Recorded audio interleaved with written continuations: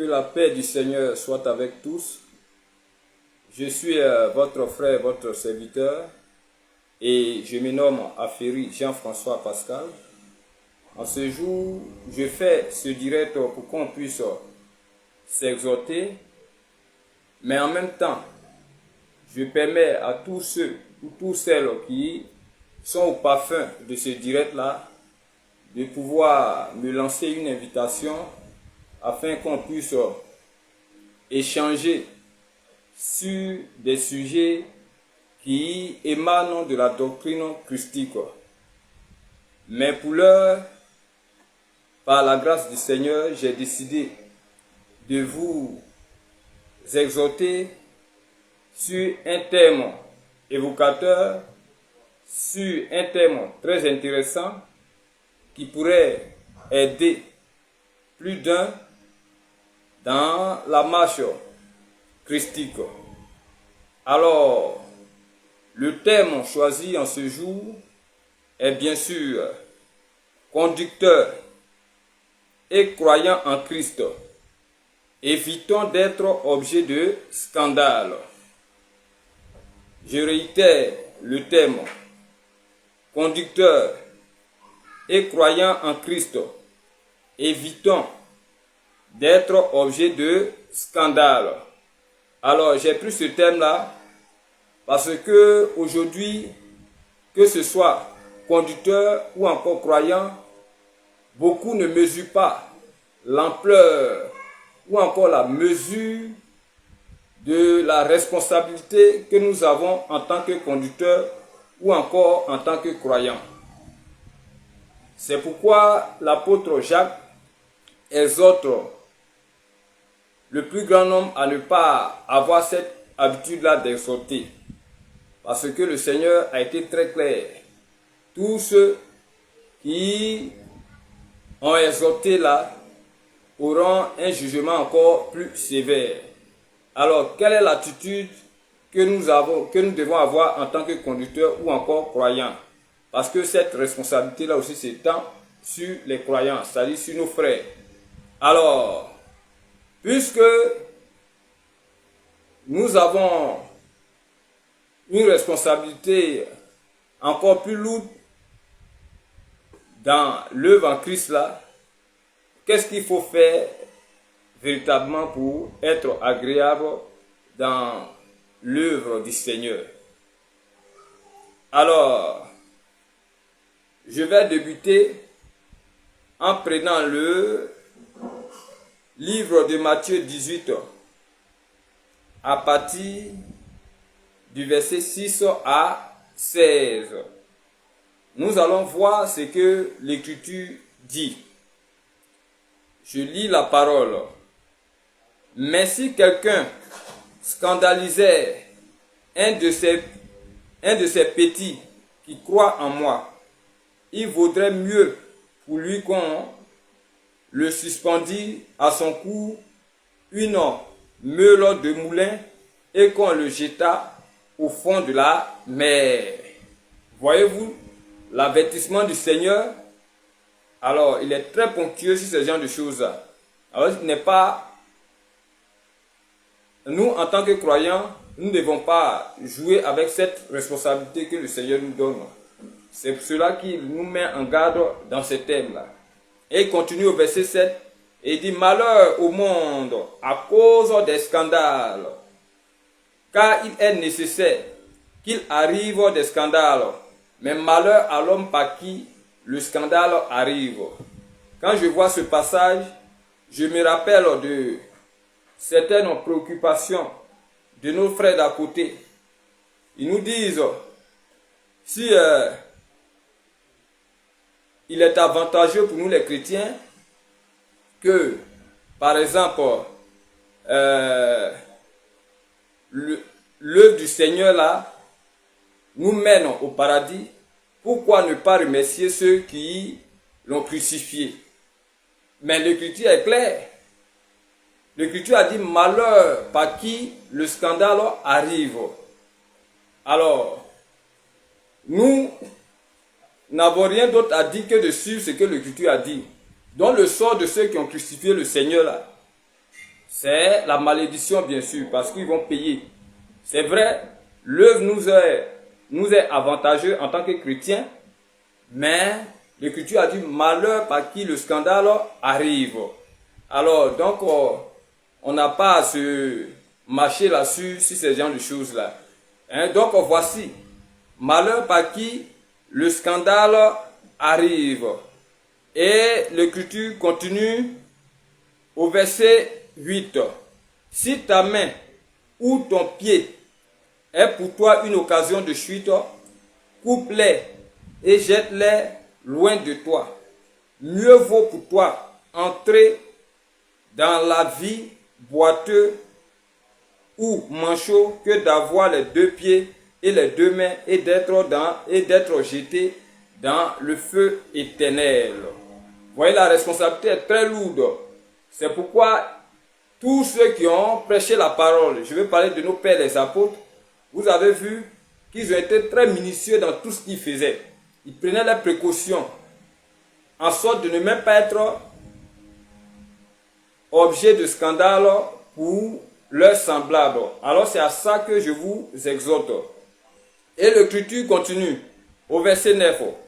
Et si ton œil est pour toi une occasion de chute, arrache-le et jette-le loin de toi. Mieux vaut pour toi entrer dans la vie n'ayant qu'un œil que d'avoir deux yeux et d'être jeté dans le feu de la géhenne. Et vient ici au verset 10. Gardez-vous de mépriser un seul de ces petits, car je vous dis que leurs anges dans les cieux voient continuellement la face de mon Père qui est dans les cieux. Voici, comme nous ne savons parmi nos semblables qui est qui, alors gardons-nous d'être objets de... Au verset 11. Car le Fils de l'homme est venu sauver ce qui était perdu. Et le Seigneur continue au verset 12. Que vous ensemble, si un homme a 100 brebis et que l'une d'elles s'égare, ne laisse-t-il pas les 99 autres sur les montagnes pour aller chercher celle qui s'est égarée? Et s'il la trouve, je vous le dis en vérité, elle lui cause plus de joie que les 99 qui ne se sont pas égarés. De même, ce n'est pas la volonté de notre Père, de votre Père qui est dans les cieux qui doit se perdre qu'un seul de ses brebis. Si ton frère a péché, va et reprends-le entre toi et lui. S'il t'écoute, tu as gagné ton frère, mais s'il ne t'écoute pas, prends avec toi une ou deux personnes afin que toute l'affaire se règle sur la déclaration de 2 ou 3 témoins. S'il refuse de les écouter, dis-le à l'église, et s'il refuse aussi d'écouter l'église, qu'il soit pour toi un païen et un publicain. Voici la démarche qu'on doit suivre lorsque nous avons des frères récalcitrants en face de nous. Voyez, il y a assez de précautions pour ne même pas être objet de scandale. Il y a assez de précautions en tant que conducteur. Et tout ceci pour vous amener à un point. Parce que si vous avez bien remarqué, j'ai fait une prédication sur les viandes sacrifiées aux idoles. Et je crois ce thème-là, je reviens beaucoup dessus parce que beaucoup n'ont pas compris la doctrine apostolique même en tant que telle. Et ce fait-là, je vais l'utiliser pour mieux illustrer ce que je vais véhiculer comme message. Et c'est pour cela, nous allons voir quelque chose dans Romains 14, à partir du verset 20 à 23. Romains 14, à partir du verset 20 à 23. Nous allons voir ce que l'Écriture dit. Voici, comme je vous ai dit, j'ai pris un sujet que j'ai développé ces temps-ci là, les viandes sacrifiées aux idoles. Et c'est ce qui illustre bien le thème que je viens de prendre, qui est bien sûr conducteur et croyant en Christ. Évitons d'être objet de scandale. Vous voyez? Alors, qu'est-ce que Paul dit ici dans Romains 14 à partir du verset 20 à 23? Voilà ce que l'apôtre nous dit. Pour un aliment, ne détruis pas l'œuvre de Dieu. Vous qui encouragez les gens à manger les viandes sacrifiées aux idoles, voici comment l'apôtre parle. Et prenez tous les sujets dont l'apôtre a traité concernant ce fait-là. Et vous verrez qu'il a eu toujours la même méthode. Il a eu toujours la même ligne de conduite. Et il a exhorté ses frères. Et c'est ce que l'apôtre continue de faire ici, dans ce chapitre-là. Pour un aliment, ne détruit pas l'œuvre de Dieu. À la vérité, tous sont purs, mais il est mal à l'homme. Mais il est mal à l'homme quand il en mange de devenir une pierre d'achoppement. Excusez-moi pour la lecture parce que les écritures sont petites, donc ça me fatigue. Donc je reprends. Pour un aliment, ne détruis pas l'œuvre de Dieu. À la vérité, toutes choses sont pures. Mais il est mal à l'homme quand il mange de devenir une pierre d'achoppement. Voici. Parce que pour celui qui est faible dans la foi, s'il n'a pas la foi nécessaire pour supporter ce fait-là, vous devenez automatiquement une pierre d'achoppement. Alors pour éviter d'être à la base du malheur de ce dernier, et comme le Seigneur nous a prévenu dans le premier chapitre que j'ai lu là, alors nous devons nous abstenir pour ne pas que nous soyons objets de scandale. C'est ce à quoi je vous exhorte.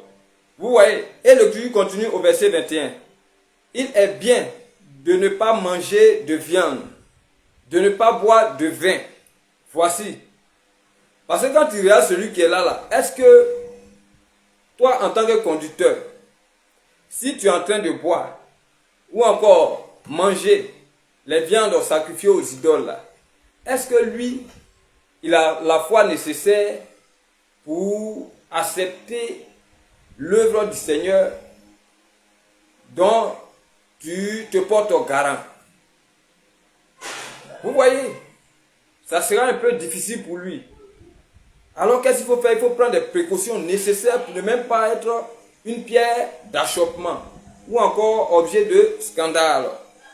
Donc c'est ce qui amène l'homme de Dieu pour dire, il est bien de ne pas manger de viande, de ne pas boire de vin et de s'abstenir de ce qui peut être pour ton frère une occasion de chute, de scandale ou de faiblesse.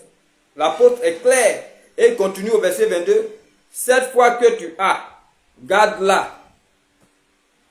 Si tu as la force de manger viande sacrifiée aux idoles, sans que ta conscience ne soit souillée, garde cette foi-là pour toi seul. Parce que ce n'est pas tout le monde qui a la capacité de pouvoir recevoir cela. Donc tu gardes cette foi-là pour toi seul. C'est ce que l'apôtre est en train de dire ici. Donc quand vous voyez les enseignements dont on dit vive le vin ou encore manger de la viande sacrifiée aux idoles ou encore d'autres choses que ce soit qu'on peut voir un peu vulgaires, il faut vous dire que c'est des enseignements qui sont anti-bibliques. Oui. Si tu as cette foi de boire et que cela ne te scandalise pas, il faut le faire en sorte que ton frère en Christ ne soit pas affecté.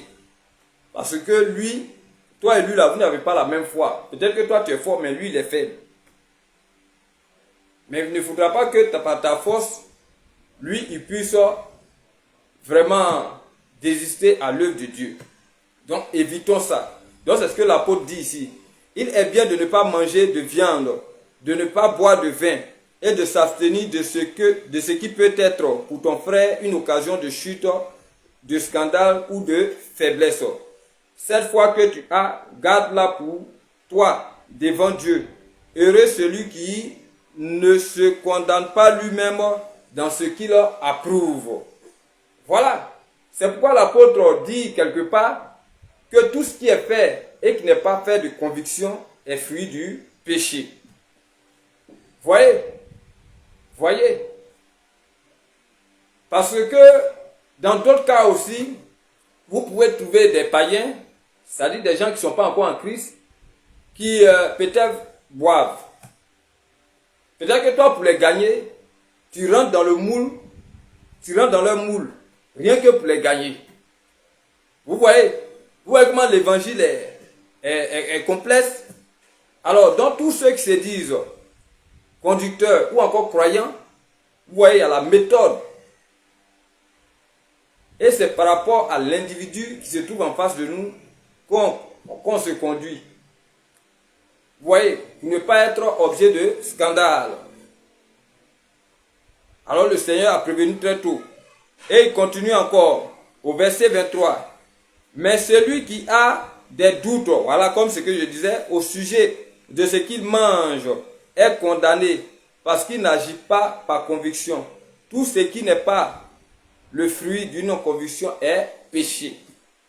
Donc si tu n'agis pas par conviction, il faut laisser. Hein? Quand on te dit de manger viande sacrifiée aux idoles, si tu n'agis pas par conviction, mon ami, il faut laisser tomber. Moi-même, concernant le fait là, les viandes sacrifiées aux idoles, l'impudicité, les animaux étouffés, du sang, toutes ces choses-là, nous avons reçu un ordre du Saint-Esprit et des apôtres clair dans Actes 15 à partir du verset 28, qui nous demande de nous abstenir de ces choses. Donc, laissez tomber même en même temps. Ce qui est impudicité, bien sûr, ce qui est viande étouffée, ce qui est du sang, oui, et ce qui est des viandes sacrifiées aux idoles. Ces 4 choses-là, ou 5 choses-là, il est écrit dans Actes 15, 28, de nous abstenir de cela. Quand on parle d'abstenir, c'est de se priver de cela. C'est pourquoi l'Écriture a dit là-bas que on ne doit imposer d'autres choses à l'Église que celui, avec tout ce que je viens de citer là.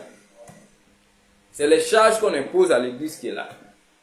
Et c'est à nous les païens. Parce que autant les Juifs voulaient imposer la circoncision aux païens. Et c'est là qu'il y a eu la première convention de l'Église. Et vous avez vu comment les échanges se sont faits dans un cadre spécifique entre chrétiens, et l'échange a eu lieu dans une bonne conscience. Hein? Et c'est ce qu'on demande. Il ne sert à rien d'établir des lieux de rencontre, filmer et appeler ceux qu'on dit qu'on est chrétien, ceux qui disent qu'ils sont chrétiens là, et essayer d'étaler ces lacunes. Par exemple, moi, je ne sais pas étaler vos connaissances, mais c'est étaler vos lacunes. C'est ce que vous faites. C'est parce que ceux qui vont confronter là, vous confronter là, ne sont pas imprégnés même de la doctrine même en tant que telle. C'est pourquoi vous arrivez à les vaincre. Sinon, s'il y a des gens qui sont assis dans la doctrine, tout ce que vous êtes en train de dire là, c'est inutile même dans l'œuvre de Dieu. Vive la polygamie, vive le vin, cherchez à démystifier les mystères de l'écriture là. Vous-même, vous vous trompez. Vous voyez, c'est pas ça l'évangile. C'est pour cela que l'apôtre Paul dit, tout m'est permis, mais tout n'est pas utile. Et il continue de dire encore, tout m'est permis, mais tout n'édifie pas. Donc c'est ce qui n'édifie pas là. C'est ce que vous enseignez aux gens. Et quand on s'approche de vous par sagesse pour vous expliquer ces choses-là, vous trouvez que l'on veut résister à votre autorité. Vous parlez de quelle autorité là?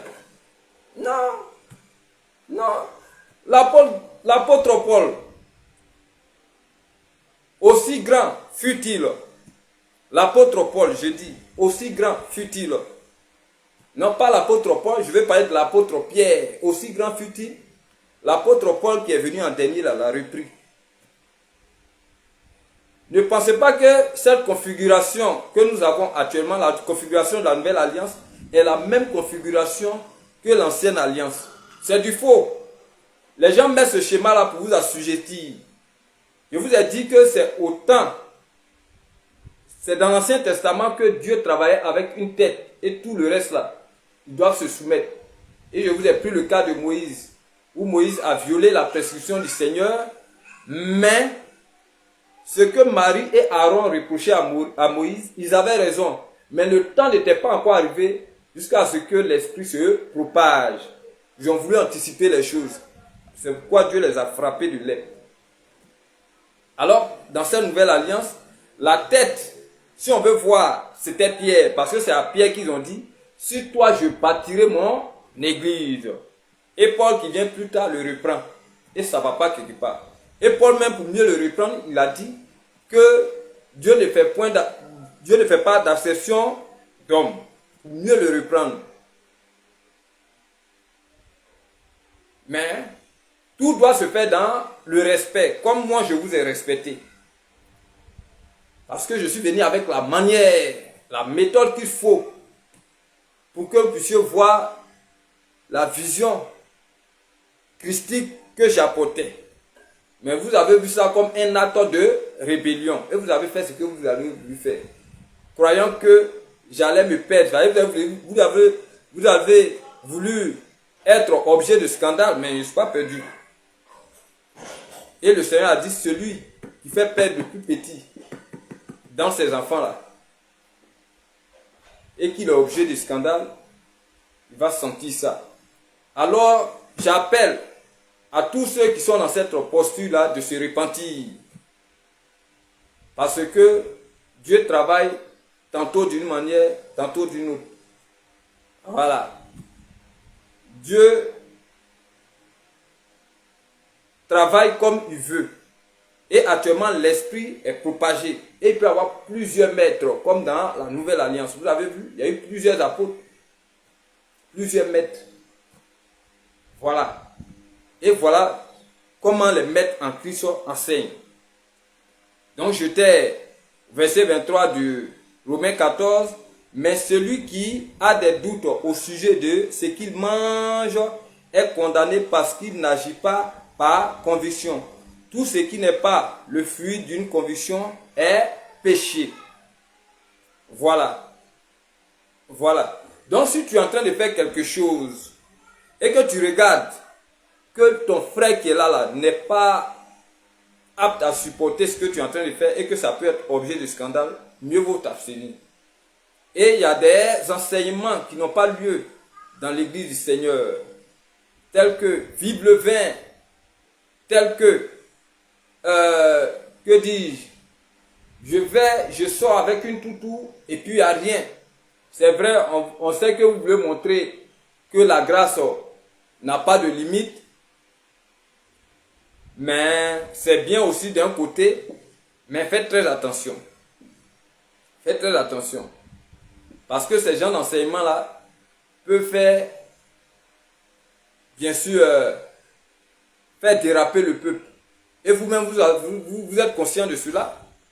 Parce que cette histoire de polygamie-là, vous voyez que ça vous crée des problèmes. Vous êtes obligé de taper sur la table pour, bien sûr, redresser vos fidèles. Parce qu'il veut jouer à ce jeu-là. Ah, mais ça dépend, c'est l'enseignement que tu lui as donné là. C'est ce qui suit. Voilà, donc il faut que nous arrivions à livrer nos corps comme un sacrifice saint à Dieu en tant que chrétien. C'est vrai, le juste tombe 7 fois et qui se relève 7 fois, mais en même temps aussi, il faut faire tout par la grâce du Seigneur avec la prière, comme le Seigneur même l'a dit. Il dit quand nous prions, il faut que nous ayons des mots comme quoi préserve-nous de la tentation. Donc ces genres de prières-là, ça doit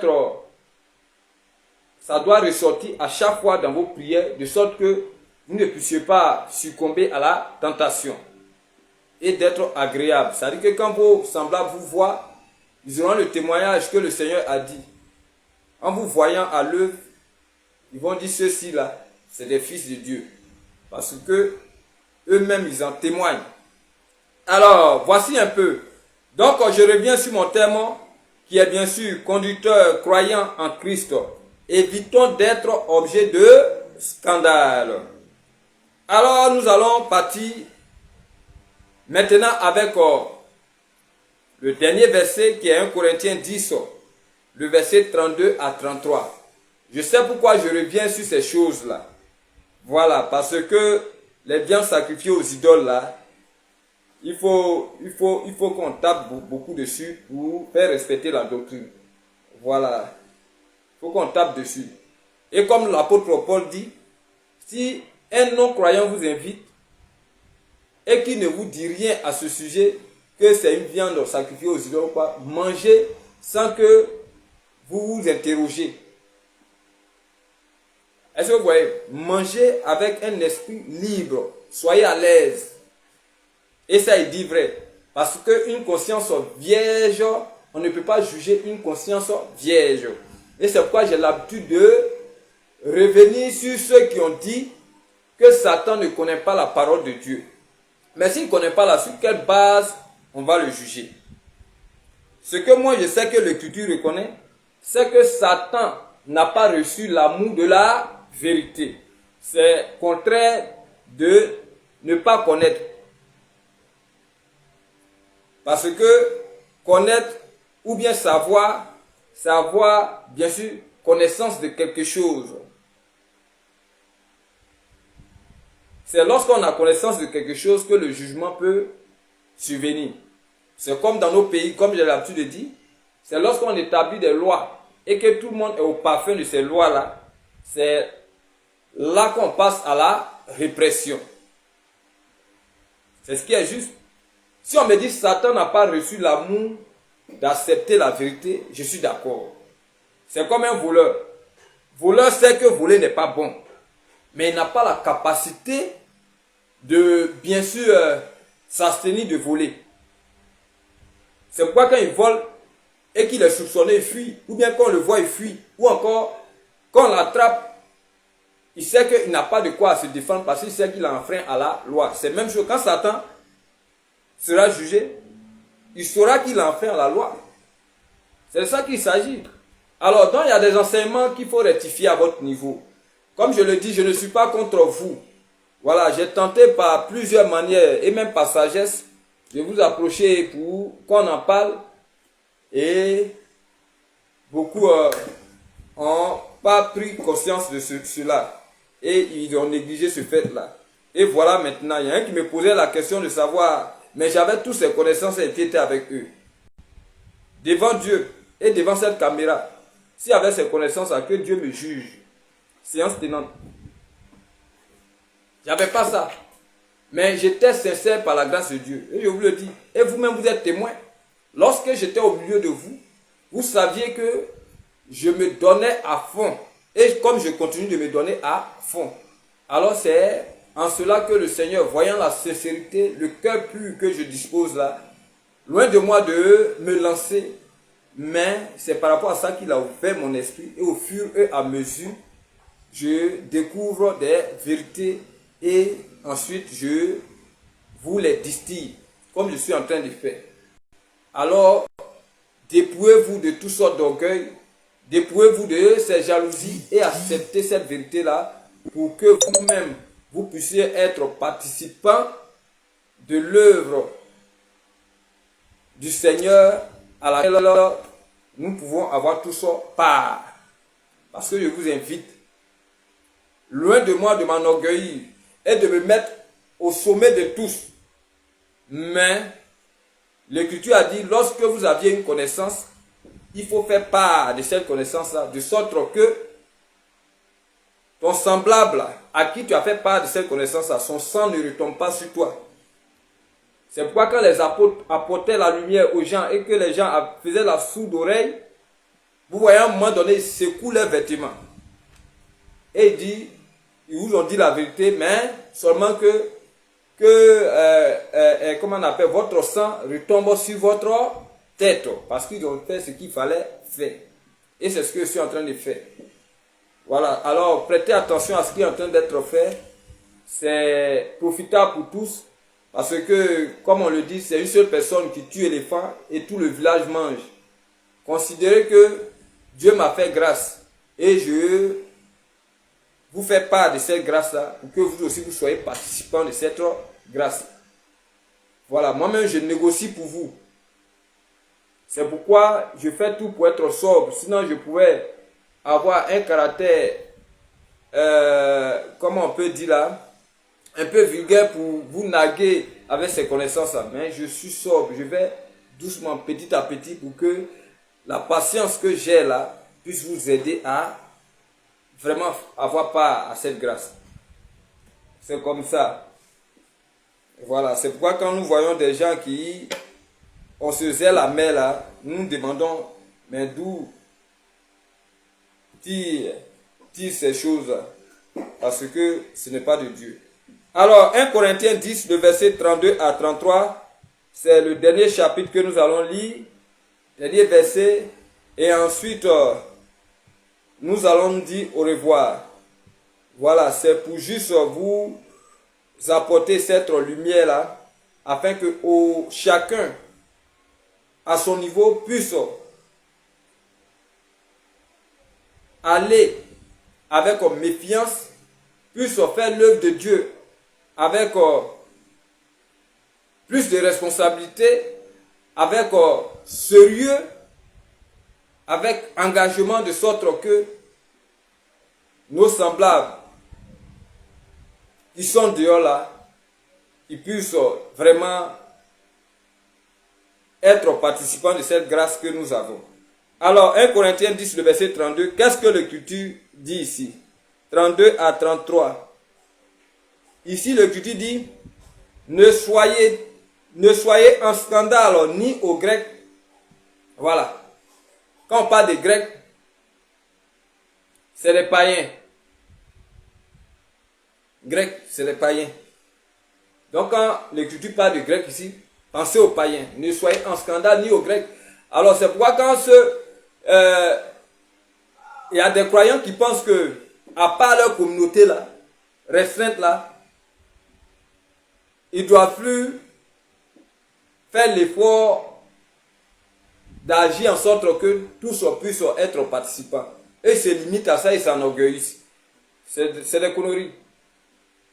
Il faut étendre cette charité-là.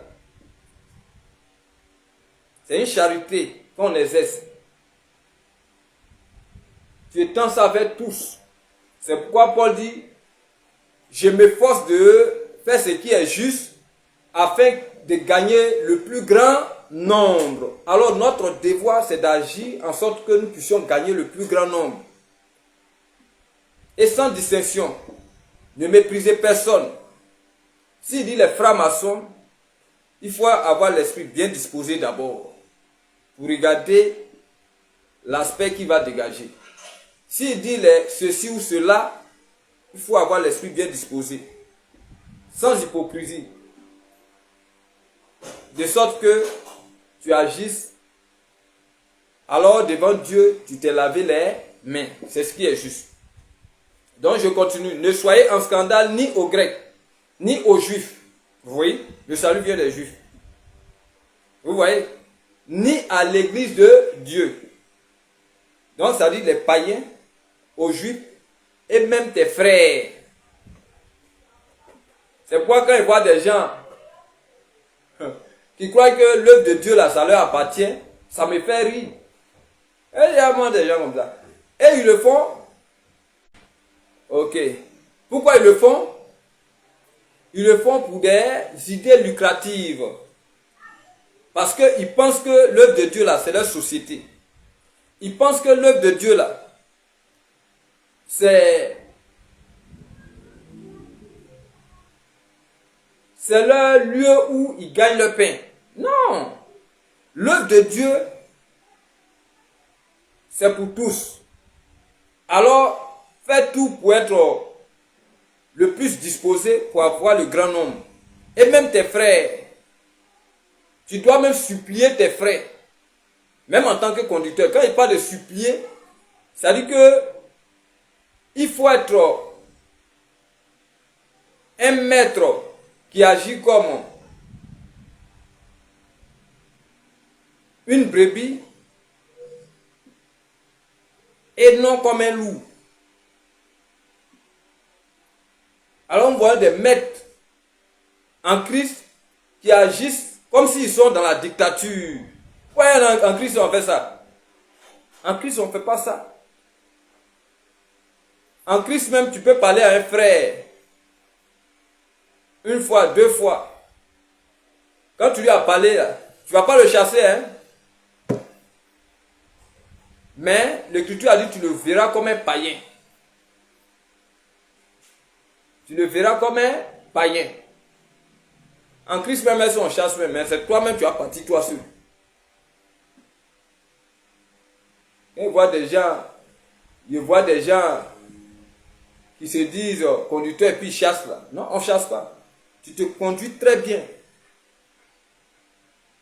Quand tu lui demandes tout l'amour nécessaire là, la seule chose, si tu vois que c'est une race pervertie, qu'est-ce que tu fais? Tu l'ignores comme les apôtres l'ont enseigné. Ignorer afin qu'il éprouve de la honte. Sors, c'est ta société. C'est ta société. Et même quand ils construisent des temples, ça dit qu'ils ramènent cela à eux comme si c'est eux seuls les fonds qui est sorti. Alors que c'est toute une assemblée. C'est des gens qui ont cotisé. Quand c'est comme ça, là, on ne peut pas s'enorgueillir de ça. Donc, revoyez-vous. Revoyez-vous. Évitez d'être objet de scandale. Et c'est pourquoi j'ai pris le titre conducteur et croyant en Christ. Évitons d'être objet de scandale. Et j'ai bien fait de prendre les paroles du Seigneur, Matthieu 18, versets 6 à 16. Et j'ai illustré ici avec l'apôtre Paul, Romains 14, 20 à 23. Et je termine maintenant avec 1 Corinthiens 10, 32 à 33. Alors prenez note avec tout cela et vous-même, vous vérifiez. Vous allez voir que l'œuvre en Christ là, ce n'est pas un jeu. Il faut faire tout pour complaire à tous, afin de gagner un plus grand nombre. Et on s'efforce. Aujourd'hui là, comme je le dis, dans notre domaine là, un domaine pourri, où les gens ont fait un système qui met en mal même le personnel. Mais Dieu m'a fait grâce, je suis spécialiste. Et par cette spécialité-là, je ne peux pas. Ça dit que je peux, par la grâce de Dieu, m'abstenir de ces choses-là. Et c'est ce que j'ai fait. Malgré il y a l'argent. Est-ce que tout le monde peut faire ça? Mais je le fais pour ne pas que ce soit objet de scandale. Et c'est ce qu'on dit aux autres. Si tu vois que la boisson que tu vas boire là peut scandaliser ton frère, il faut laisser. Si tu vois viande sacrifiée aux idoles que tu manges là peut scandaliser ton frère, il faut laisser. Si tu vois en sortant avec une pain, ça va scandaliser ton frère, il faut laisser. Donc il faut être un homme qui, bien sûr, aspire à ce que le plus grand nombre soit gagné. C'est ce à quoi je vous exhorte en ce jour. Et pour terminer, 1 Corinthiens 10, 32 à 33, je reprends et je fais la lecture une dernière fois. Ne soyez en scandale ni aux Grecs, ni aux Juifs, ni à l'église de Dieu. Alors il y a trois entités qui ressortent là. Les Juifs, chez qui le salut est venu. Et nous avons les Grecs qui représentent ici les païens. Et aussi l'église de Dieu, les frères en la foi. Quand je vois les gens qui se concentrent sur les frères en la foi seulement, qui vous a dit que ce qu'on vous enseigne là-bas, là, c'est juste. Vous pensez que quand vous avez vos frères à la foi, c'est fini. Vous n'avez plus d'efforts à faire pour gagner l'autre. On peut gagner quelqu'un mais sans parole. Et c'est ce que l'apôtre Paul a dit au sujet de nos sœurs qui ont marié des païens. Comportez-vous de sorte à gagner vos maris sans parole. Et c'est de ça qu'il s'agit. Donc, nous pouvons avoir des attitudes nobles afin que le nom de notre Dieu ne soit pas blasphémé au milieu des païens. C'est ce à quoi je vous appelle. Et je crois que ce n'est pas un parcours facile, il faut le dire en vérité, mais avec l'aide du Seigneur, avec l'amour qui est le fondement, le socle même du christianisme, l'amour, on peut y arriver. De quel amour je parle? Premièrement, l'amour de Dieu doit surpasser toute chose. Même l'argent. Si pour de l'argent, tu laisses tomber ce fait-là, tu es disqualifié. Et ensuite, l'amour de notre prochain. Quand on parle de prochain là, il y a des gens qui développent cette doctrine-là comme quoi il s'agit seulement des frères en la foi. Je viendrai sur ces faits-là un jour. Il va exhorter dessus. Et c'est ce que l'apôtre Paul dit. Ne soyez en scandale ni aux Grecs, ni aux Juifs, ni à l'église de Dieu. Il y a trois entités qui sont représentées ici. Et ce ne sont pas seulement les chrétiens. Il y a aussi des païens. Et ces païens-là, qu'est-ce qu'il faut faire? Puisqu'on a l'amour du prochain, il faut faire tout pour que tu puisses les gagner. En tout cas, ce que tu peux faire, c'est ça l'amour. Même si tu peux te priver de l'argent, il faut le faire. Si tu peux te priver du vin, il faut le faire. Si tu peux te priver, bien sûr, des viandes sacrifiées aux idoles, il faut le faire. Parce que il ne faut pas que tu sois objet de scandale. Mais en même temps, tu peux te conformer à leur vie pour les gagner. Si tu avais des soulards, que ton entourage avec qui tu es là, c'est des soulards, après avoir démontré un comportement noble et que tu vois qu'ils ne changent pas, tu peux de temps en temps, je n'ai pas de boire comme eux. Tu peux venir, si tu bois, hein, si ça va avec toi, tu viens, tu t'assois, avec eux, tu échanges, tu rentres dans leur moule, tu prends un verre, puis tu causes. Tu peux gagner quelqu'un là. Mais si tu avais des gens qui se disent, oh, nous on ne fait pas ces choses, alors que c'est des frères, ou bien c'est des gens que tu veux gagner, si tu bois, il faut garder pour toi seul. Si tu manges les viandes sacrifiées aux idoles, il faut garder pour toi seul. En tout cas, quelque chose que tu peux faire, il faut garder pour toi seul. C'est ça. Tout le titre, conducteur et croyant en Christ, évitons d'être objet de scandale. C'est pourquoi la prédication de la parole n'est pas à la portée de tous, a dit l'apôtre Jacques. Parce qu'il y a des attitudes à développer. Comme le Seigneur l'a dit, merci. Donc comme je disais, comme le Seigneur l'a dit, le Seigneur était très clair. Pour ceux qui seront les porte-voix, ces porte-voix, les jugements seront encore plus sévères par rapport à ceux qui sont dans le peuple. Donc, pour être un prédicateur, il faut développer beaucoup d'attitudes. Il faut être prudent. Donc, je continue dans 1 Corinthiens 10, le verset 32 à 33. Alors, ne soyez en scandale ni aux Grecs, ni aux Juifs, ni à l'église de Dieu. De la même manière que moi aussi, je m'efforce en toutes choses de complaire à tous, cherchant non mon avantage. Oui, vous comprenez? Cherchant non mon avantage, mais celui du plus grand nombre afin qu'il soit sauvé. C'est de ça qu'il s'agit. Chercher l'avantage du plus grand nombre. C'est pourquoi l'Écriture a dit, quelque part,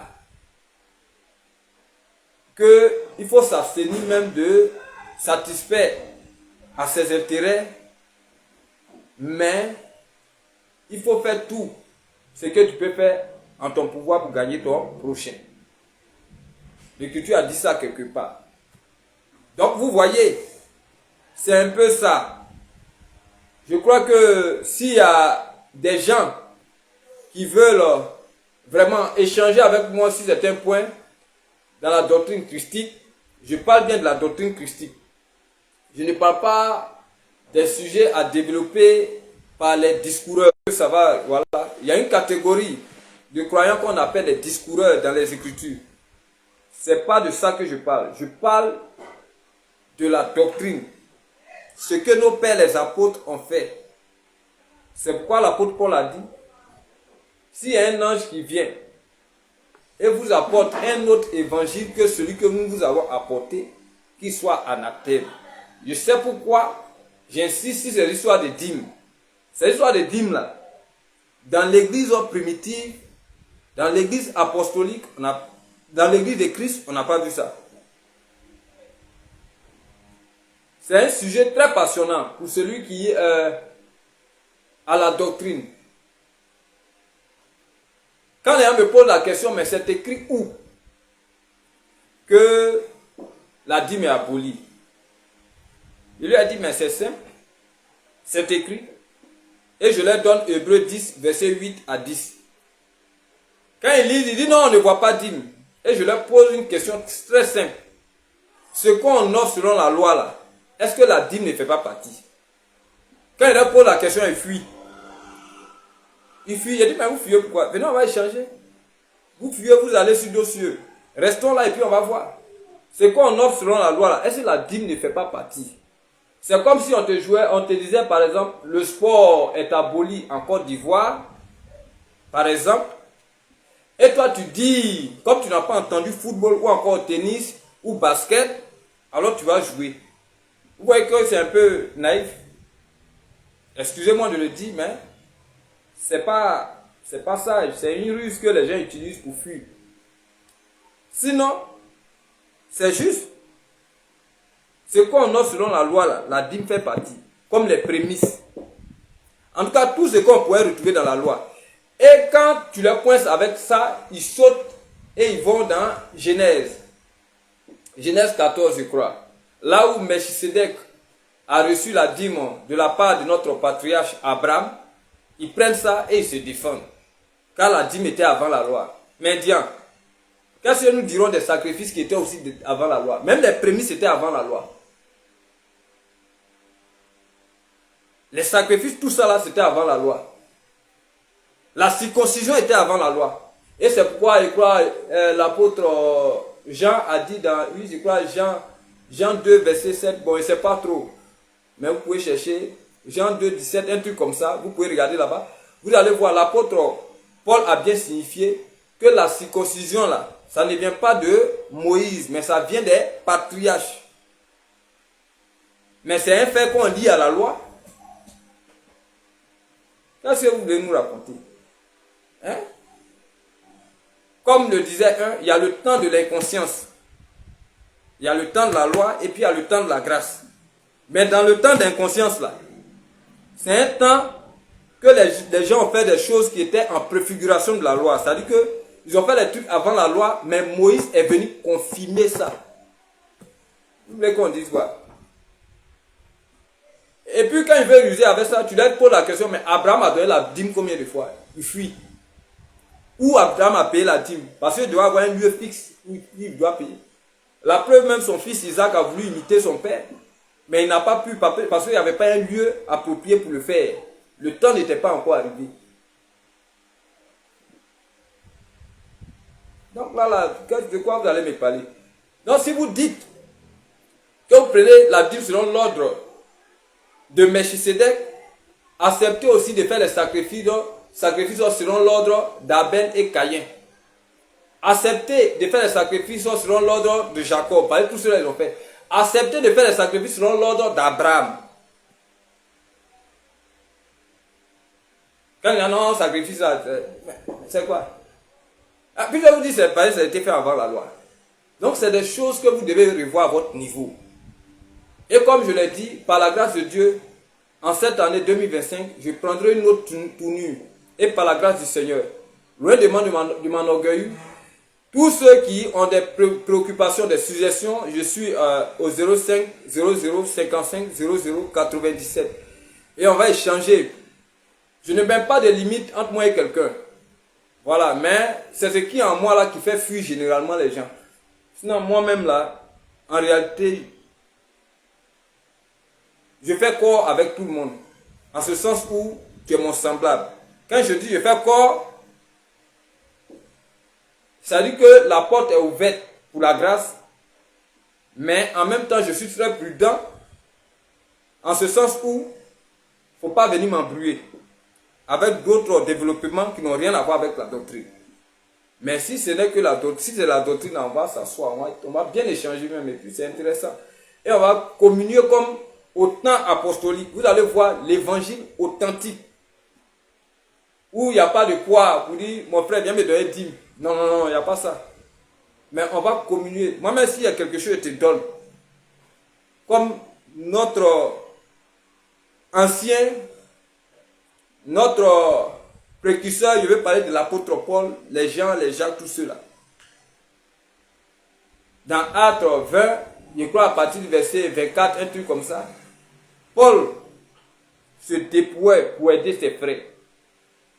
Et Paul même allait dépouiller d'autres assemblées pour venir aider d'autres assemblées. Et tellement ils travaillaient dans une conscience pure, ils avaient une organisation où, je crois, ils responsabilisaient des diacres. C'était des diacres. Bientôt, nous allons en venir avec, bien sûr, les différentes positions dans l'église. L'évêque, diacre, diaconesse, tout cela. Nous allons bien statuer les choses et puis vous-même, vous allez voir qu'est-ce que c'est l'église de Christ. Parce qu'il y a une confusion à ce niveau. Les gens n'arrivent pas à voir. Mais au fur et à mesure, on va faire sortir ça. Et vous verrez. Quand je vois, il y a certains qui se disent apôtres à l'heure actuelle, là, je suis ébahi. Je suis étonné. Les apôtres, là, c'est eux qui ont reçu premièrement du Seigneur. Et c'est eux qui nous enseignaient. C'est pourquoi l'Écriture a dit que nous avons été édifiés sur le fondement des apôtres, dont aucun apôtre n'existe actuellement. Les apôtres qu'on devait connaître là, c'est eux qui ont travaillé puis sont partis là. C'est pourquoi l'église, premièrement dans l'église, les apôtres. Maintenant le reste là, on peut retrouver ça à l'air présent. Que ce soit évangéliste, tout ce que vous pouvez voir. Les 5 ministères là, vous pouvez voir là. Mais les apôtres seulement, ils ont déjà travaillé, ils sont partis. Voilà. Donc que l'on cesse de nous distraire. Et vous allez voir ce que c'est l'évêque. Voilà. On va voir tout ça. Donc, pour éviter d'être moins bavard, je crois que j'ai dit ce qu'il fallait dire concernant ce thème-là. Conducteurs et croyants en Christ, évitons d'être objet de scandale. Alors, je crois que tous ont bien compris et désormais, chacun à son niveau va faire tout ce qu'il peut pour amener son semblable à Christ pour la gloire de notre Dieu. Parce que c'est le souhait de notre Dieu, c'est que tout le monde soit sauvé. C'est vrai, comme il y a des gens qui ont parlé de prédestination, certes il y a la prédestination, mais nous en tant qu'envoyés, la disposition mentale que nous devons avoir, c'est de pouvoir travailler afin de gagner le plus grand. C'est ce qui va faire en sorte que nous allons gagner des personnes ou pas. Mais nous devons nous en tenir de travailler. Sur ce, que la grâce du Seigneur soit communiquée à tous et que la paix soit, bien sûr, se ressente dans les différentes maisonnées de tous ceux qui ont reçu cette parole, parce que le Seigneur a été clair, tous ceux qui vont recevoir ce que vous allez dire là, votre paix va être sur eux, mais tous ceux qui rejetteront encore tous, que sa grâce soit avec tous et que sa main puissante vous oriente dans